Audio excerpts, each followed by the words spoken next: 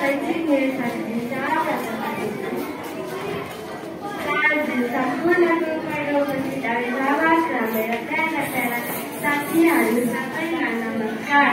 मेरो नाम प्रमिता कार्की हो। मेरो नाम राना भुजेल हो। मेरो नाम रेखा राणा मगर हो। अनि आजको कार्यक्रममा मुख्य किताब लिएर उपस्थित भएका छौँ। हाम्रो त्यसको किताबमा हाम्रा विभिन्न रचनाहरू लेखेका छौँ।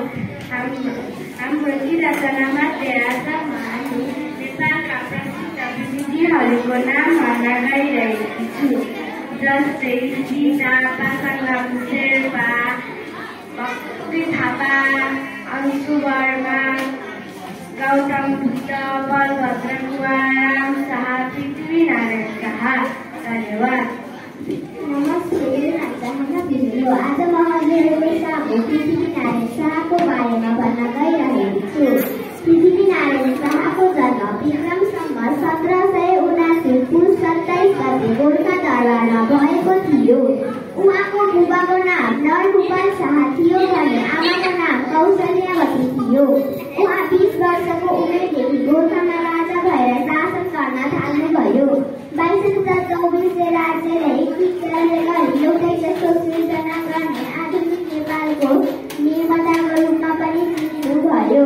उहाँ आफू राजा हुँदा छरिएर रहेका साना साना राज्यलाई एउटा सिंहको राज्य भएको सपना देख्नुहुन्थ्यो र त्यो सपना अहिले पुरा गरी उहाँ एउटा सिंहको नेपाल बनाउन सफल हुनुभयो, जसको फलस्वरूप आज पनि उहाँको सम्झनामा पुस 27 गते राष्ट्रिय एकता दिवस मनाइन्छ। धन्यवाद। श्रीमती।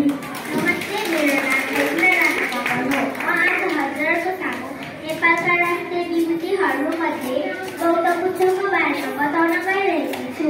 आजभन्दा 2500 वर्ष गतेका गौतम बुद्धको जन्म लुम्बिनी अञ्चल कपिलवस्तु जिल्लाको टौलीहवा गाउँमा भएको थियो।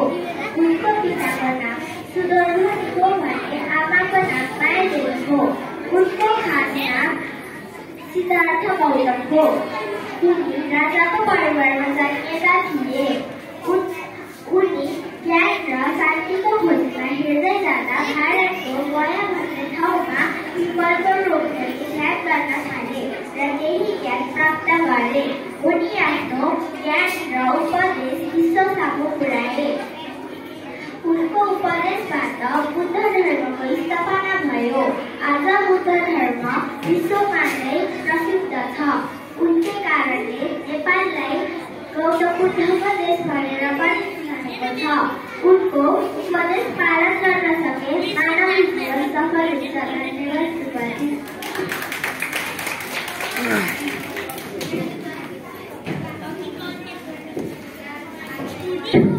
तिमीले यति राम्रो प्रेजेन्टेसन गर्ने कसले सिकायो?